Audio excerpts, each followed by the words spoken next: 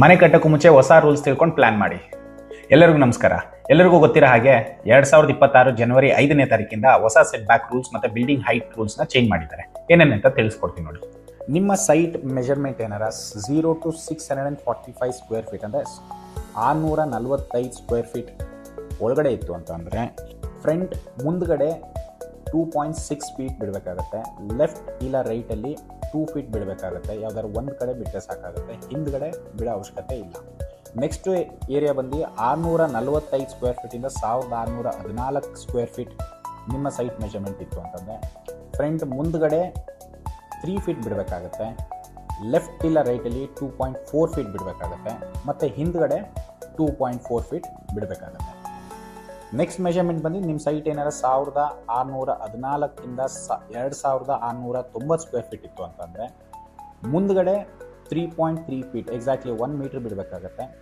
ಲೆಫ್ಟಲ್ಲಿ 2.8 feet ಬಿಡಬೇಕಾಗತ್ತೆ ಮತ್ತು ರೈಟಲ್ಲಿ ನಿಮಗೆ 2.8 feet ಬಿಡಬೇಕಾಗತ್ತೆ. ಹಿಂದ್ಗಡೆನೂ 2.8 feet ಬಿಡಬೇಕಾಗತ್ತೆ.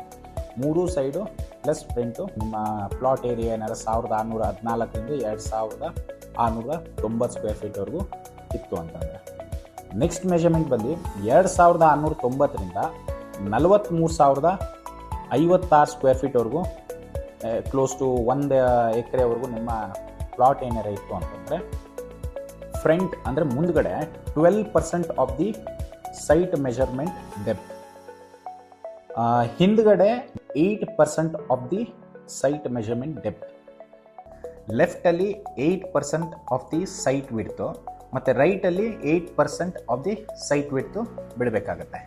Next building height ಬಗ್ಗೆ ಮಾತಾಡಿದ್ರೆ ನಿಮ್ಮ ಪ್ಲಾಟ್ ಏರಿಯಾ ಏನಾರ 250 ಸ್ಕ್ವೇರ್ ಮೀಟರ್ಸ್ ಅಂತ ಅಂದರೆ 2690 ಸ್ಕ್ವೇರ್ ಫೀಟ್ವರೆಗೂ ಬಂತು ಅಂತಂದರೆ ಬಿಲ್ಡಿಂಗ್ ಹೈಟ್ ಬಂದು 12 ಮೀಟರ್ಸ್ ಇರುತ್ತೆ ಎಕ್ಸ್ಕ್ಲೂಡಿಂಗ್ ಸ್ಟಿಲ್ಟ್.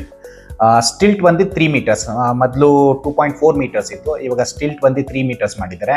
ಎಕ್ಸ್ಕ್ಲೂಡಿಂಗ್ ಟಿಲ್ಟ್ 12 ಮೀಟರ್ಸ್ವರೆಗೂ ನಿಮ್ಮ ಬಿಲ್ಡಿಂಗ್ ಹೈಟ್ ಮಾಡ್ಕೋಬೋದು. ಇನ್ಕ್ಲೂಡಿಂಗ್ ಸ್ಟಿಲ್ಟ್ ಕ್ಯಾಲ್ಕುಲೇಟ್ ಮಾಡಿದ್ರೆ ಗ್ರೌಂಡ್ ಲೆವೆಲಿಂದ 15 ಮೀಟರ್ಸ್ವರೆಗೂ ನಿಮ್ಮ ಬಿಲ್ಡಿಂಗ್ ಹೈಟ್ನ ಪ್ಲಾನ್ ಮಾಡ್ಕೋಬೋದು.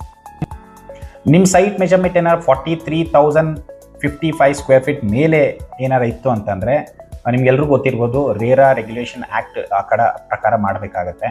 ಆ ರೇರಾ ರೂಲ್ಸ್ ಹೇಗೆ ಅಪ್ಲಿಕೇಬಲ್ ಆಗುತ್ತೆ, ಹೇಗೆ ಕ್ಯಾಲ್ಕುಲೇಷನ್ ಮಾಡೋದು ಅಂತ ನಾನು ನೆಕ್ಸ್ಟ್ ವೀಡಿಯೋಲಿ ತಿಳಿಸ್ಕೊಡ್ತೀನಿ.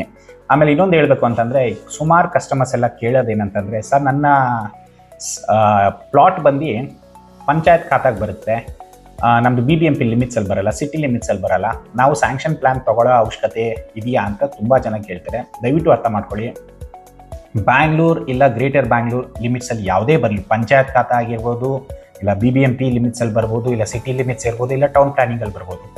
Mandatory it is must and should that every one should obtain sanction plan. ಅಂತಂದರೆ ಸ್ಯಾಂಕ್ಷನ್ ಪ್ಲ್ಯಾನ್ ಇಲ್ಲದೆ ರೀತಿ ನೀವು ಮನೆ ಕಟ್ಟೋಕ್ಕಾಗಲ್ಲ. ಅಕಸ್ಮಾತ್ ನಿಮ್ಮ ಮನೆ ಕಟ್ಟಿದ್ರು ನಿಮಗೆ ಯಾವುದೇ ರೀತಿ ಫೆಸಿಲಿಟೀಸ್ ಕರೆಂಟ್ ಆಗಿರ್ಬೋದು, ನೀರಾಗಿರ್ಬೋದು ಗೌರ್ಮೆಂಟ್ ಕಡೆಯಿಂದ ಸಿಗಲ್ಲ.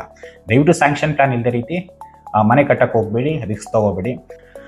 ಸ್ಯಾಂಕ್ಷನ್ ಪ್ಲ್ಯಾನ್ ಬಗ್ಗೆ ಇಲ್ಲ ಅಂತಂದರೆ ಪ್ರಾಪರ್ಟಿ ಲೀಗಲ್ ಅಸಿಸ್ಟೆನ್ಸ್ ಏನೇ ಬೇಕು ಅಂತಂದರೆ ದಯವಿಟ್ಟು ನಮಗೆ ಕಾಲ್ ಮಾಡಿ, will be very happy to help you. ಇಲ್ಲ GIWಗೆ ಕನ್ಸ್ಟ್ರಕ್ಷನ್ ಕೊಡಿ, ಟೆನ್ಷನ್ ಬಿಡಿ, ಆರಾಮಾಗಿ ಕೀ ತಗೊಳ್ಳಿ. Thank you.